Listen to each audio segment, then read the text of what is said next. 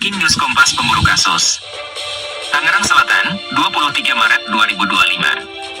Proses mediasi yang berujung pada kesepakatan damai dan pencabutan laporan polisi dalam kasus dugaan penggelapan yang sempat menyita perhatian publik akhirnya mencapai titik terang. Mediasi berlangsung di Jalan Pondok Jagung Timur nomor 35, Kelurahan Jelupang, Kecamatan Serpong Utara, Kota Tangerang Selatan, pada Minggu sore. Kasus ini menyeret nama SY sebagai terlapor, atas laporan yang diajukan oleh Paulus Tarigan, SH, mewakili kliennya, Sri N. Perkara ini menjadi viral setelah dua anak tersangka mengaku ingin menjual ginjal demi membebaskan ibu mereka yang tengah berhadapan dengan proses hukum.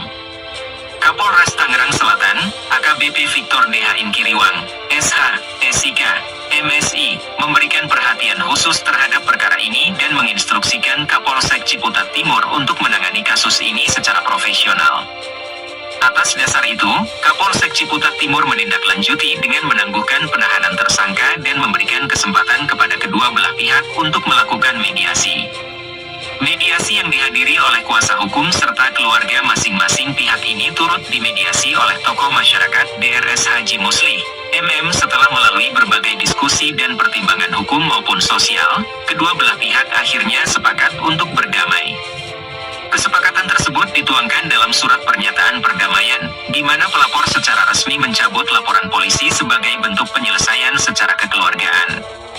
Dalam konferensi pers, kuasa hukum pelapor, Paulus Tarigan, SH, menyampaikan bahwa kliennya hanya menuntut keadilan sesuai jalur hukum dan tidak bermaksud memperkeruh suasana.